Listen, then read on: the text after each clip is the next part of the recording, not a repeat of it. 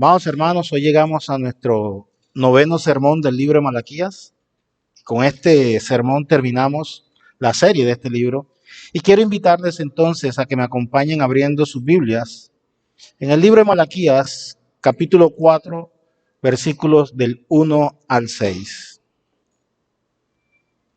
Para recordar, Malaquías es el último libro del Antiguo Testamento. Y posterior a este libro se cierra el canon del Antiguo Testamento y pasa un tiempo hasta que nuevamente el Señor aparece en escena, aproximadamente unos 400 años de silencio. Por eso es importante entonces entender cuáles fueron las últimas palabras de este texto para comprender realmente el mensaje que el Señor estaba trayendo a la nación. Entonces, quiero que me acompañen abriendo sus Biblias. Vamos a leer Malaquías capítulo 4, versículos del 1 al 6. Leo para ustedes. Porque he aquí, viene el día ardiente como un horno, y todos los soberbios y todos los que hacen maldad serán estopa. Aquel día que vendrá los abrazará, ha dicho Jehová de los ejércitos, y no les dejará ni raíz ni rama. Mas a vosotros, los que teméis mi nombre, nacerá el sol de justicia, y en sus alas traerá salvación, y saldréis y saltaréis como becerros de la manada. Hollaréis a los malos, los cuales serán ceniza bajo las plantas de vuestros pies en el día que yo actúe, ha dicho Jehová de los ejércitos. Acordaos de la ley de Moisés mi siervo, al cual encargué en Horeb ordenanzas y leyes para todo Israel. He aquí, yo os envío el profeta Elías antes que venga el día de Jehová grande y terrible. Él hará volver el corazón de los padres hacia los hijos y el corazón de los hijos hacia los padres, no sea que yo venga y hiera la tierra con maldición. En el sermón anterior que estuvimos hablando, Malaquías, los últimos versículos del capítulo 3, precisamente los versículos 16 y 18, se presentan las recompensas, recordemos, de los justos. Y en el capítulo 4 se complementa esta idea con el destino de los malos y la conformación de Dios hacia su pueblo. Algunas Biblias no tienen el capítulo 4 de Malaquías, sino que utilizan el capítulo 4, versículo 1, como si fuera el versículo 19 hasta el final. Y ese es un dato curioso, porque en la Biblia hebrea y en la Septuaginta Malaquías solo se divide en 3 capítulos. Y de esta forma, en nuestras Biblias, Reina Valera y otras que utilizamos, comenzamos con Malaquías capítulo 4. Ahora, esta división de 4 capítulos aparece en la versión Vulgata latina de Jerónimo y posteriormente en nuestras Biblias, pero el contenido es exactamente el mismo. Así es que no se alarmen si en algunas Biblias no aparece capítulo 4, sino que aparece el 3:19. Pero lo importante es entender que todo esto es la palabra de Dios. El último capítulo de este libro se aparta del patrón de las polémicas. Recordemos que Malaquías, los primeros capítulos, empezaba con una serie de preguntas y respuestas. El Señor hacía una pregunta, el pueblo respondía de manera irónica: Señor, ¿en qué hemos pecado? Señor esto, Señor lo otro. Pero el capítulo 4 cambia la temática y se aparta de esa dinámica, porque ahora lo que vamos a ver en este capítulo es la voz solemne de Dios vivo advirtiendo a toda la nación acerca de los tiempos finales. Recordemos que la primera advertencia que ahora habla el Señor en el capítulo 4 es, el Señor dice: miren, ya viene el día ardiente como un horno, y todos los soberbios y todos los malvados serán como paja, y aquel día Él les prenderá fuego hasta dejarlos sin raíz ni rama, dice el Señor Todopoderoso. Vamos a nuestro primer versículo, por favor. Capítulo 4, versículo 1. El profeta escribe el pensamiento del Señor de la siguiente manera: porque he aquí viene el día ardiente como un horno, y todos los soberbios, todos los que hacen maldad serán estopa. Aquel día que vendrá los abrazará, ha dicho Jehová de los ejércitos, y no les dejará ni raíz ni rama. Recordemos ahora que este capítulo está hablando acerca del día ardiente como un horno. En el capítulo 3 hablábamos de un fuego que venía, pero era un fuego que era para purificación. Si se acuerdan cuando hablábamos del fuego purificador que el Señor iba a enviar y los iba a purificar, y hablábamos que ese fuego era para purificar a la iglesia, para redimir a aquellos que se habían arrepentido, confesaran sus pecados, iban a pasar por el fuego. Pero este fuego del que habla el Señor, de este ardiente horno, es para juicio, amados hermanos. Juicio. Y se refiere al día de la justicia de Dios. Y Malaquías continúa diciendo, y todos los arrogantes y todos los que hacen maldad serán como paja. ¿Ustedes algún día han ido al campo, a fincas? Ustedes saben que en invierno, en la época de lluvia, el pasto crece, verde, y salen el ganado a pastar. Pero después que pasa el invierno y viene el verano, ese pasto se seca. Entonces, ¿qué hacen los granjeros? Comienzan a acumular ese pasto y lo seco y lo van acumulando en el granero. ¿Correcto?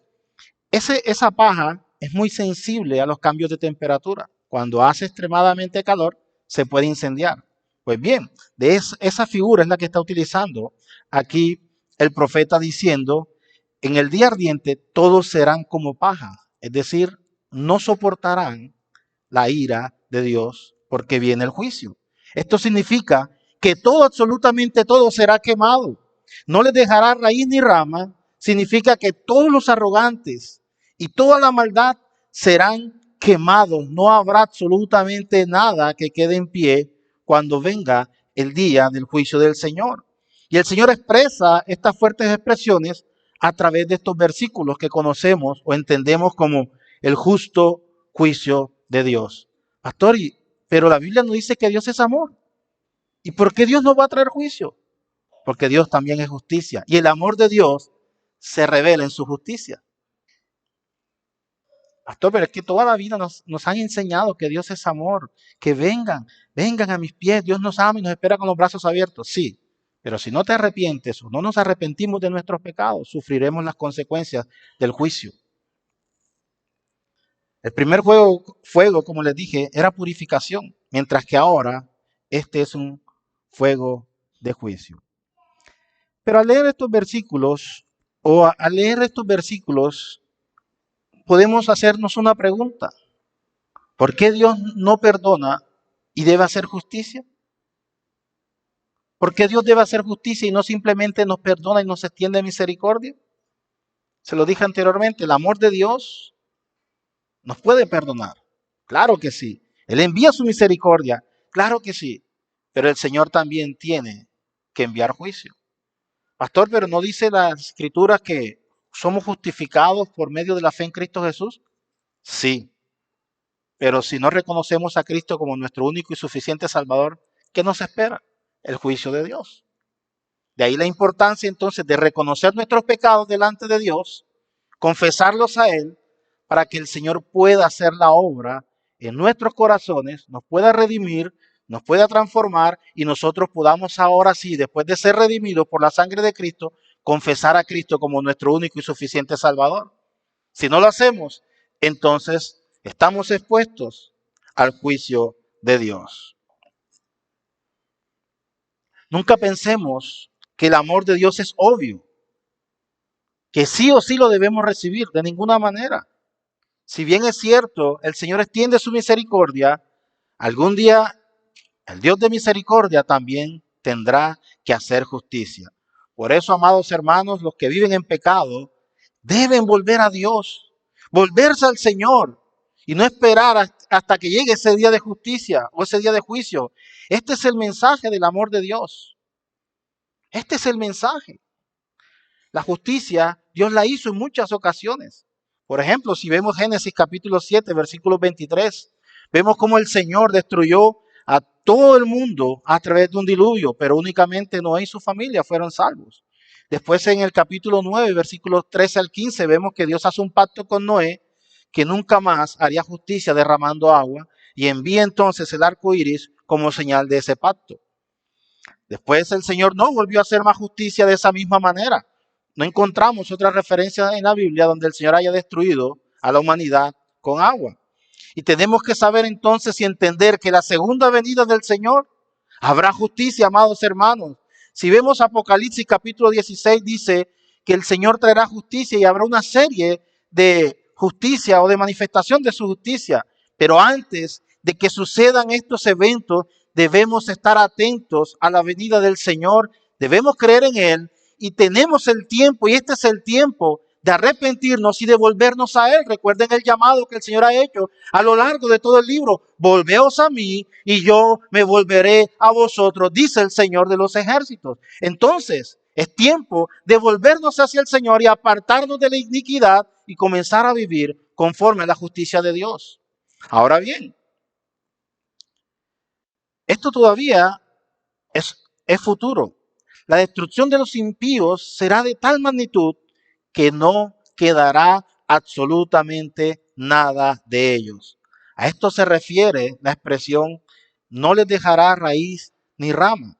Esto no significa que los impíos seguirán de en pie. No, lo que significa es que recibirán el castigo por toda la eternidad.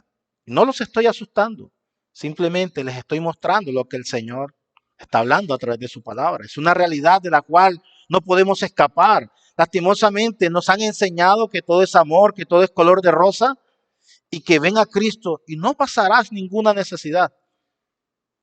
¿Qué tan alejados estamos de la realidad, amados hermanos? ¿Qué tan alejados estamos de la realidad? El caminar con Cristo nos hace ser creyentes y vivir para Cristo, independientemente de las circunstancias de las cuales nos rodeen. Entonces debemos entender que vendrá un día en el que el Señor traerá juicio y traerá juicio a toda la nación. Pero hay un llamado y es el de volvernos hacia el Señor. Y esto nos lleva a nuestro siguiente versículo y quiero unir el versículo 2 con el versículo 3 porque ambos encierran la idea central del capítulo 4. Dice el Señor, versículo 2 y 3, mas a vosotros, los que teméis mi nombre, nacerá el sol de justicia, y en sus alas traerá salvación. Y saldréis y saltaréis como becerros de la manada. Hollaréis a los malos, los cuales serán ceniza bajo la planta de vuestros pies, en el día que yo actúe, ha dicho Jehová de los ejércitos. Se me había olvidado, el título del sermón es El día del Señor. El día del Señor es el título del sermón.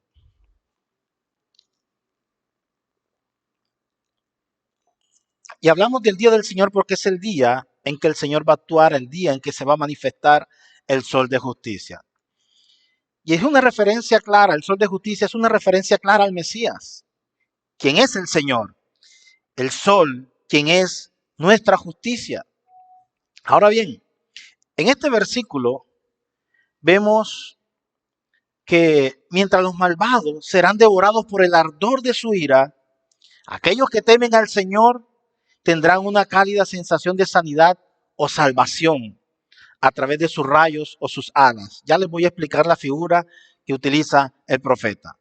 Ahora, cuando dice y en su sanidad, no se refiere solamente a una recuperación física, a una sanidad física de una enfermedad, no, sino que está ligada de modo inexorable al pecado, porque nuestra sanidad, amados hermanos, en todos sus aspectos, solo viene a través del sufrimiento del siervo, es decir, de nuestro Señor Jesucristo.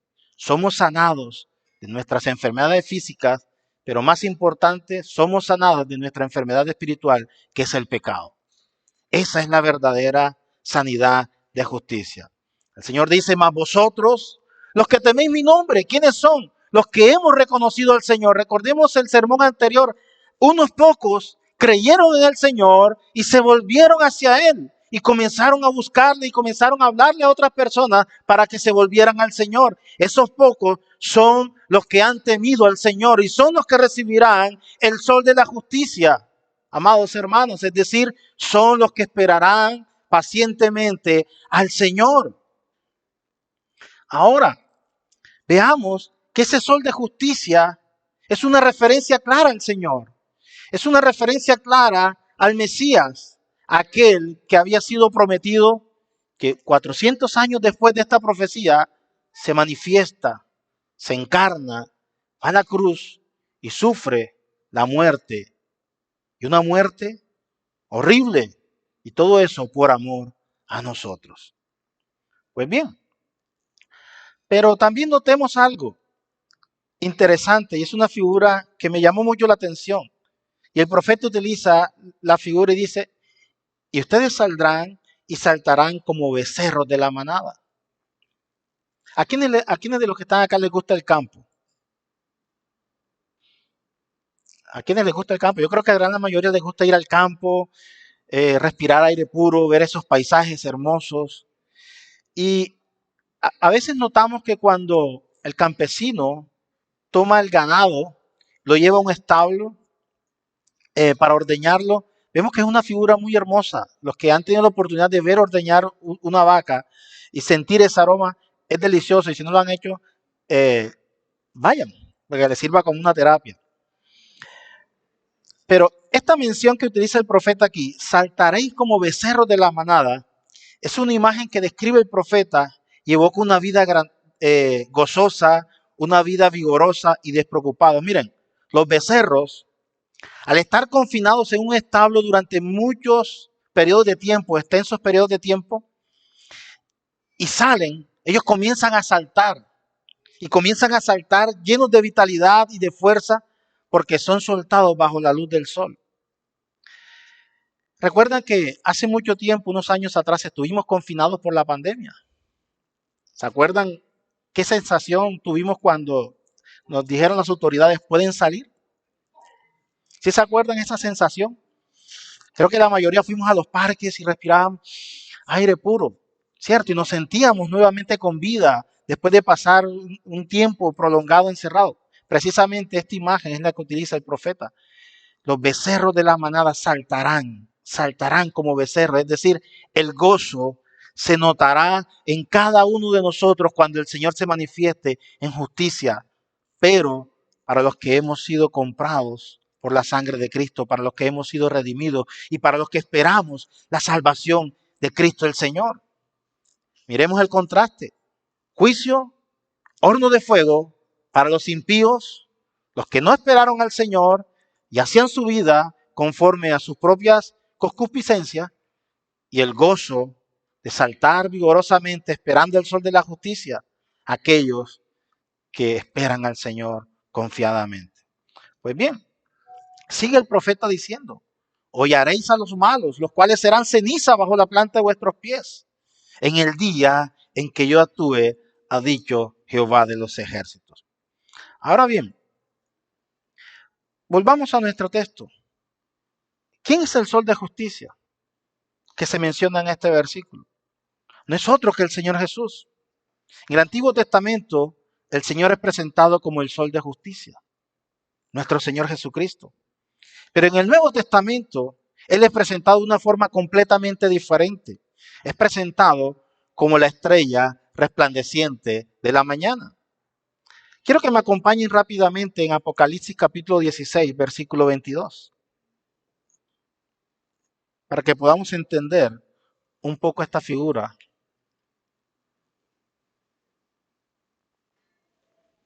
Apocalipsis capítulo 22, versículo 16. 22, 16. Creo que lo había dicho al revés. Apocalipsis capítulo 22, versículo 16. Dice en las Escrituras: Yo Jesús he enviado mi ángel para daros testimonio de estas cosas en las iglesias. Yo soy la raíz y el linaje de David, la estrella resplandeciente de la mañana. Él dice, soy la raíz y el linaje de David. Eso quiere decir que Él es el rey, que Él va a reinar sobre esta tierra, pero también es algo más. Es la estrella resplandeciente de la mañana. Ahora bien, vamos a hacer un poco de ciencia. Suele decirse que la astronomía es la ciencia más antigua que el hombre conoce. Astronomía.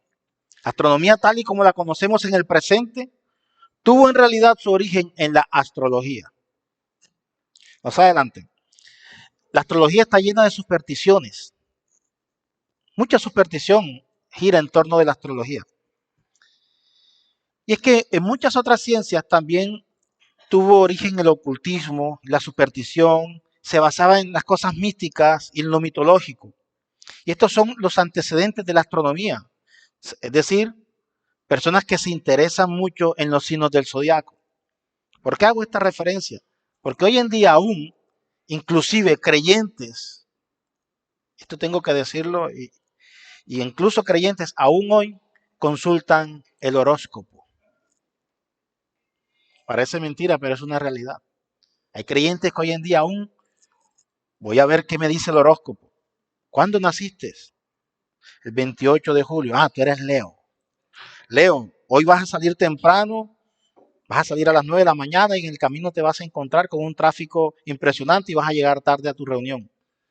Y sucede eso. ¡Wow! El horóscopo me está diciendo lo que me va a suceder.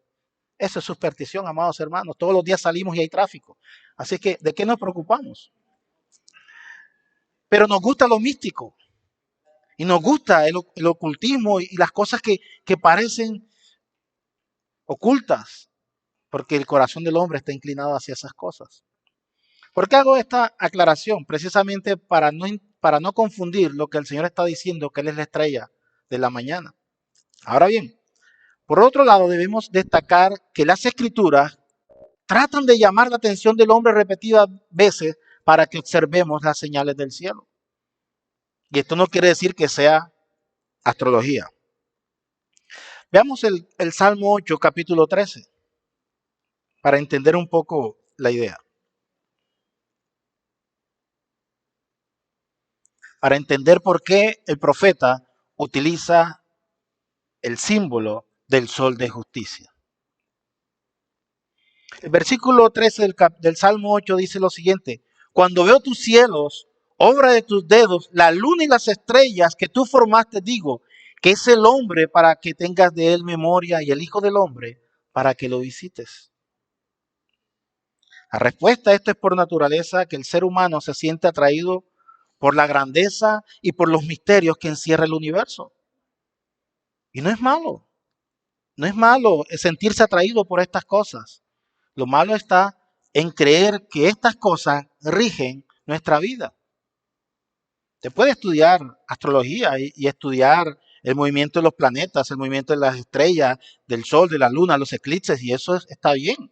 Porque de hecho, algunos jornaleros, campesinos, siembran con respecto a la posición de la luna por el tema de que eh, en algunas épocas, cuando la luna está más cerca de la Tierra, la cosecha crece más rápido. Y esto es debido no a una superstición, sino porque es simplemente física. Hay un fenómeno que se produce por la atracción de la Tierra, la ley de la gravedad, y esto produce ciertas cosas en el movimiento de la Tierra.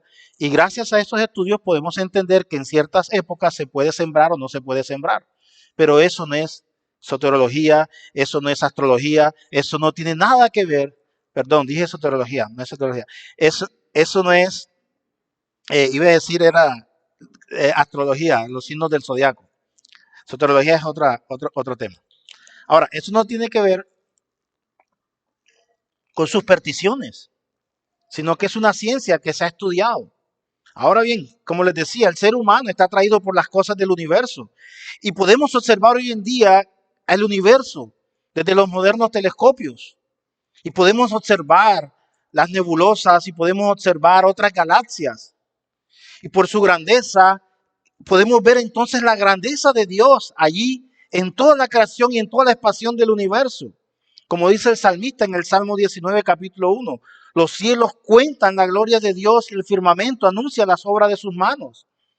Y también recordemos aquella escena donde el Señor le dice a Abraham en Génesis capítulo 15, mira los cielos y cuenta las estrellas si las puedes contar.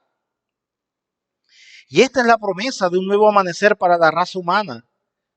Amados hermanos, donde va a reinar la justicia, la paz y la fraternidad entre todos los seres humanos. Todos y cada uno de nosotros anhelamos un mundo mejor, un mundo diferente. Y la iglesia solo espera ese nuevo amanecer. La iglesia tiene ese privilegio, amados hermanos, y es su misión de anunciar que existe y existirá un nuevo amanecer, pero para todo aquel que cree en el nombre del Señor. Ahora, volviendo a nuestro texto, es interesante notar que el Nuevo Testamento no comienza con la expresión el sol de justicia. El Antiguo Testamento, Malaquías, finaliza con el sol de justicia, haciendo referencia a Cristo. Pero el primer anuncio público del Mesías lo encontramos en el Nuevo Testamento, fue hecho de manera privada a Zacarías, el sacerdote, y se le comunicó la venida del precursor del Mesías, de un heraldo, de su hijo, quien se llamaría Juan el Bautista. Ahora, entendamos algo. Los magos de Oriente acudieron a Jerusalén. ¿Y qué buscaban? Buscaban al Señor, pero ellos mismos afirmaron, hemos visto su estrella en el Oriente y venimos a adorarle. ¿Y no es una estrella oriental? Si ellos hubieran seguido una estrella oriental, hubieran terminado su peregrinaje, ¿saben dónde? En China y no en Jerusalén. Veamos un poco de geografía. La estrella estaba en el occidente, según lo que relata la Biblia, y ellos fueron a esa dirección. ¿Y no les parece interesante que aunque el sol sale por el oriente, esta estrella estaba situada en el occidente? Sí se saben los puntos cardinales, ¿verdad? Norte, sur, este y oeste. Ok. No es para que no queden así como por dónde sale el sol.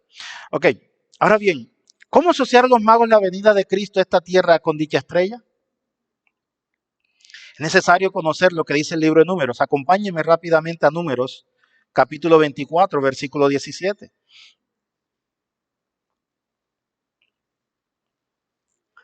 Números 24, 17. Aquí es donde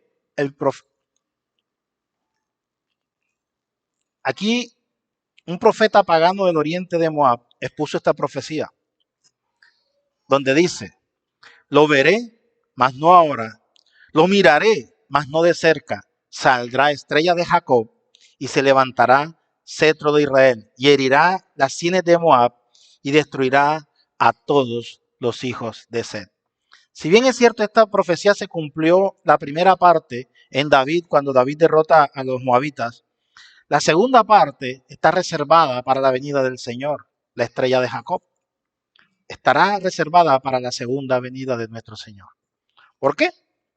Porque vemos que el Señor será el sol de justicia, la estrella del oriente. Lo leímos ahorita en Apocalipsis. Yo soy la estrella del oriente. Y cuando el Señor vino por primera vez, no lo hizo como el sol de justicia. Recordemos que cuando Él vino por primera vez, el énfasis no era sobre su nacimiento, sino sobre su muerte. Recordemos entonces, y resulta muy interesante, que el Señor no ordenó ni rogó a nadie para que se recordara su nacimiento, sino para que conmemoráramos su muerte. Recordemos qué hacemos en la cena. En la cena conmemoramos la muerte del Señor y hacemos esto hasta que Él venga. Ahora bien, ¿por qué digo esto? Porque debemos entender que en la primera venida del Señor, Él vino como el Cordero de Dios que quita el pecado del mundo. Vino a traer misericordia. Pero en su segunda venida, amados hermanos, vendrá a traer justicia y juicio eterno. Y este es el mensaje de Malaquías capítulo 4. Arrepentíos, convertíos. Y vemos ese mismo anuncio, lo vamos a ver en los versículos siguientes, que Juan comienza haciendo ese anuncio, convertíos y arrepentidos. En Juan se cumple la profecía de que Elías vendría primero a anunciar y a preparar camino para el Señor, para traer salvación.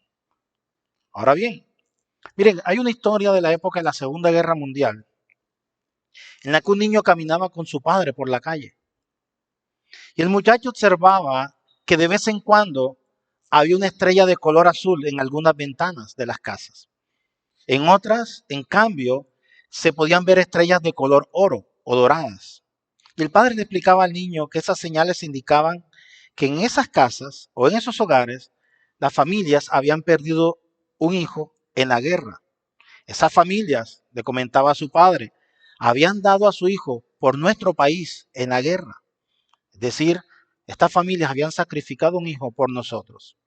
Y más tarde, cuando seguían caminando, comenzó a oscurecer. Y cuando los últimos rayos del sol se acabaron, el niño señaló una estrella en el horizonte y le dijo, papá, mira hacia el cielo. Dios ha dado a su hijo por nosotros, entendiendo la señal de la estrella. Ahora bien, es una historia, pero nos hace entender que hay señales que podemos ver cumplimiento de las profecías del Señor.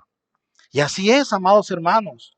El Señor nos ha dado a su Hijo unigénito y su estrella nos lo va a recordar siempre. Y el niño de la historia tenía toda la razón. Por muchos años, líderes de todas las naciones están persiguiendo el sueño tan anhelado de paz para el mundo, de seguridad, de prosperidad. Pero ninguno de estos esfuerzos dará resultado si no se convierten a Cristo, el príncipe de la paz. Amados hermanos, el único que puede librarnos del pecado, el único que nos puede dar la victoria sobre todas las cosas es el Señor, quien ya murió por nosotros, venció a la muerte, como dice el apóstol Pablo en 1 Corintios capítulo 15, versículo 55, ¿dónde está muerte tu aguijón? ¿Dónde está, oh sepulcro, tu victoria? Entendemos que solamente a través de Cristo tenemos la salvación. Amados hermanos, el futuro, ya volviendo a nuestro texto, no está en la astrología, no está en lo que nos depara las estrellas.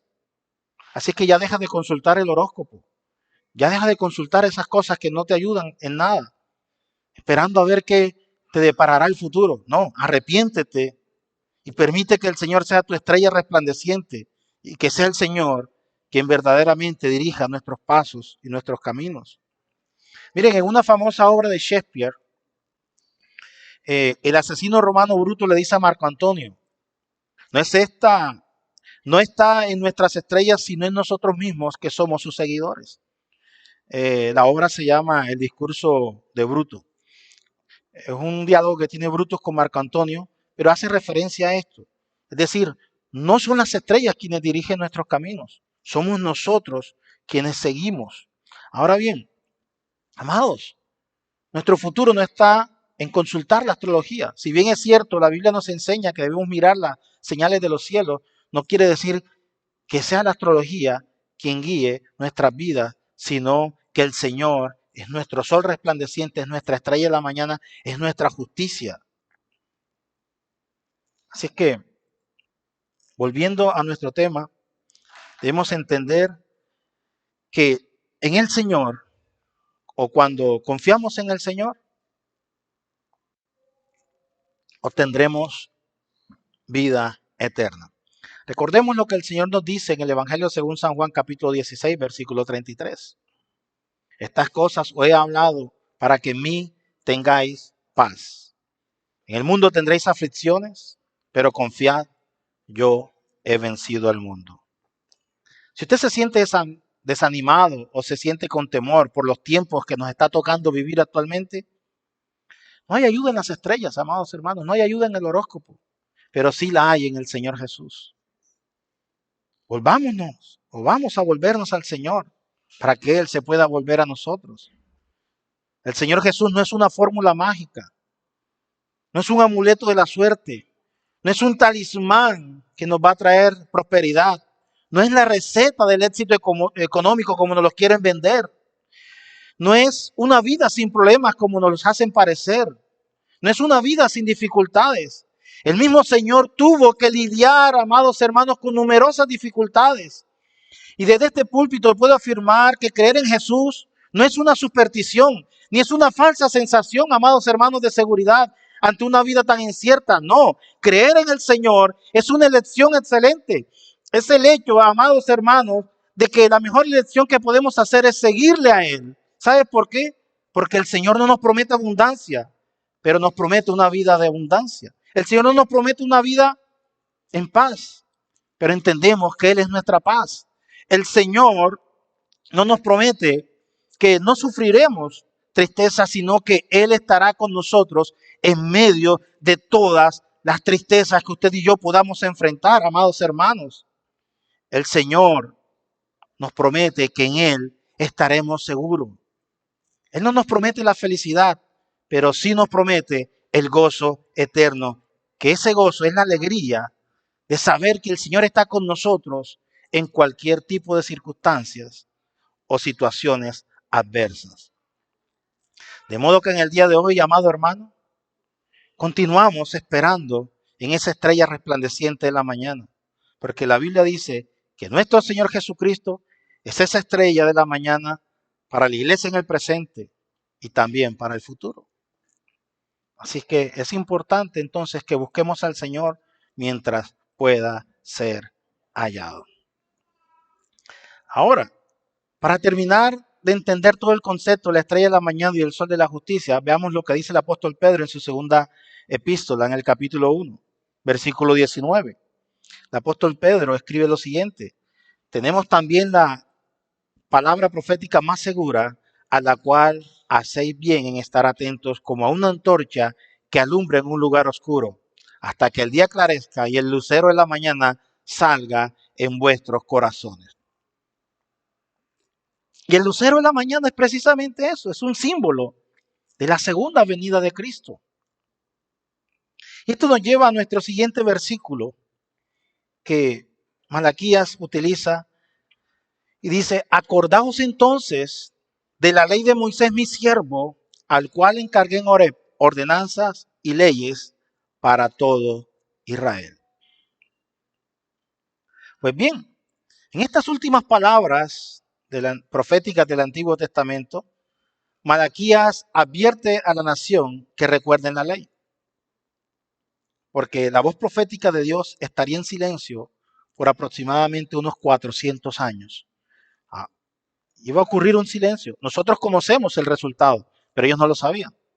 Ahora tenemos la palabra de Dios y sabemos lo que sucedió, pero ellos en el tiempo de Malaquías no sabían lo que les iba a deparar el futuro. Por eso el Señor les dice: acordaos de la ley de Moisés mi siervo, al cual encargué en Horeb ordenanzas y leyes para todo Israel. Amados hermanos, podemos hacer una aplicación en esto, y es que nunca necesitamos desesperarnos cuando al parecer Dios queda en silencio, porque Él ha dicho lo que es suficiente y útil para nuestras almas. Simplemente debemos recordarlo a través de su palabra. Dios no está en silencio. Dios habla aún en el corazón de nosotros a través de su palabra. Y no debemos esperar una revelación profética, que alguien nos diga: es que esta semana te va a suceder tal cosa, o es que mañana tal cosa. No, la palabra más profética, como lo leímos ahorita, es la palabra de Dios. La palabra más segura la tenemos. Y qué gozo es saber que aún en nuestros días contamos con su palabra y que en ella nos deleitamos de día y de noche y que podemos acudir a ella en cualquier momento. Y no es necesario esperar el domingo para venir a la iglesia y que nos hablen, cuando diariamente podemos ir, escudriñar las escrituras, meditar en ellas y ponerlas en práctica en nuestras vidas. Ahora bien, el Señor dice: he dejado, acordado de mi siervo, de la ley de Moisés mi siervo, al cual le di ordenanzas y leyes. Las últimas palabras de este texto del Antiguo Testamento son un llamado hacia la ley, porque bajo el antiguo pacto los hombres se relacionaban con Dios con base a la ley. Es decir, conocían al Señor a través de la ley. Era la única forma de acercarse al Señor. Pero gracias al Señor por el nuevo pacto, pues la ley por medio de Moisés fue dada, pero la gracia y la verdad vinieron por medio de nuestro Señor Jesucristo. Lo dice el mismo apóstol Juan en su epístola, en su carta, en el Evangelio, capítulo 1, versículo 17. La ley fue dada por Moisés, pero la gracia y la verdad vinieron por nuestro Señor Jesucristo. Ahora nosotros vivimos bajo esa gracia y bajo esa verdad. Ahora bien, este es un recordatorio que el Señor hace para no apartarnos de su palabra. Y nos lleva a nuestros dos últimos versículos de esta mañana. Versículo 5 y versículo 6. He aquí, yo os envío al profeta Elías, antes que venga el día del Señor, grande y terrible. Él hará volver el corazón de los padres hacia los hijos y el corazón de los hijos hacia los padres. No sea que yo venga y hiera la tierra con maldición. Estos son los dos últimos versículos del libro de Malaquías, los dos últimos versículos del Antiguo Testamento. Y estos versículos ofrecen una fascinante profecía. El día de Jehová grande y terrible es una referencia al tiempo cuando el Señor derramará su ira sobre los impíos, tal cual como lo había profetizado no solo Malaquías, sino todos los profetas. Pero antes de que llegue este tiempo, vendrá el profeta Elías, quien será enviado por el Señor con un propósito claramente establecido. La venida del profeta Elías, amados, antes del día grande y terrible del Señor, ha sido fuente de muchas conjeturas. Son varias las cosas que se hablan o se dicen acerca de esto, pero debemos tener en cuenta cuál es la correcta interpretación. Lo vimos en el capítulo 3, cuando el Señor hablaba de que iba a enviar a su mensajero, y ese mensajero es el mismo del que se habla aquí en el capítulo 4, versículos 5 y 6. ¿Por qué? Porque la razón del retorno de Elías será para hacer volver los corazones de los padres y sus hijos los unos con los otros. Y en otras palabras, el objetivo será la de reconciliación. En el Nuevo Testamento el Señor revela que Juan Bautista era el cumplimiento de la profecía de Malaquías. Veamos lo que dice Mateo capítulo 11, versículos 13 al 14. Y luego ustedes pueden estudiar Marcos 1, 2, 4 y Lucas 1, 17 y Lucas 7, 27. Mateo 11, del 13 al 14. Dice el Señor, porque todos los profetas y la ley profetizaron hasta Juan. Y si queréis recibirlo, él es aquel Elías que había de venir. Este cumplimiento también se menciona en Marcos capítulo 1, versículos 2 al 4, y Lucas capítulo 1, versículo 17, y Lucas capítulo 7, versículo 27. Pero el Evangelio de Mateo, capítulo 17, versículos 10 al 13, está específicamente relacionado con Malaquías capítulo 4, 5 y 6. Veamos lo que dice el Evangelio según San Mateo capítulo 17, versículos 10 al 13. El Evangelio dice lo siguiente: entonces sus discípulos le preguntaron diciendo, ¿por qué pues dicen los escribas que es necesario que Elías venga primero? Respondiendo Jesús les dijo, a la verdad, Elías viene primero y restaurará todas las cosas. Mas os digo que Elías ya vino y no le conocieron, sino que hicieron con él todo lo que quisieron. Entonces los discípulos comprendieron que les había hablado de Juan el Bautista. Entonces entendemos que esa profecía se cumplió en su primera parte de enviar al mensajero a preparar camino para el Señor.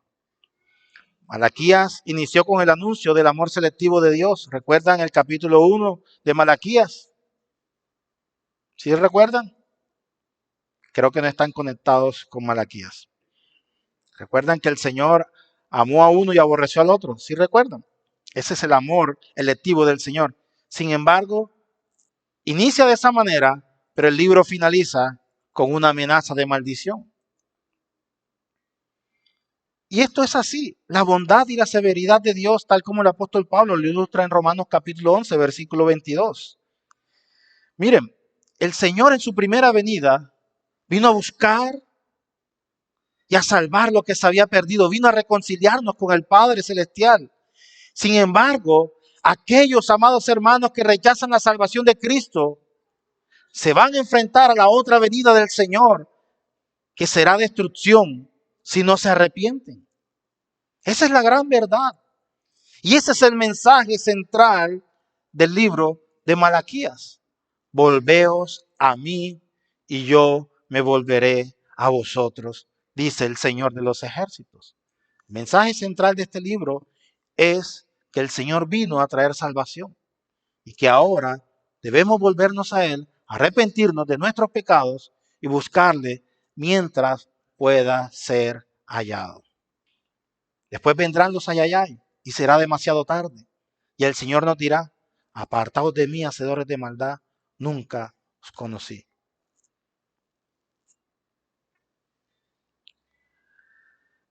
Para los no creyentes, aplicaciones finales. El Señor es un Dios justo Si usted todavía no ha arreglado su problema de pecado con Él, está en serio peligro de ser castigado en el día del Señor, que será un día grande y terrible. No corra riesgos. Hoy mismo confiese su pecado delante del Señor y ruega al Señor para que Él se convierta en el Salvador de su alma. Para el creyente, estamos llamados a vivir piadosamente en un mundo lleno de impiedad. Así que confiemos en el Señor, quien nos fortalecerá para continuar en nuestro largo peregrinaje hasta el día que estemos cara a cara con Él.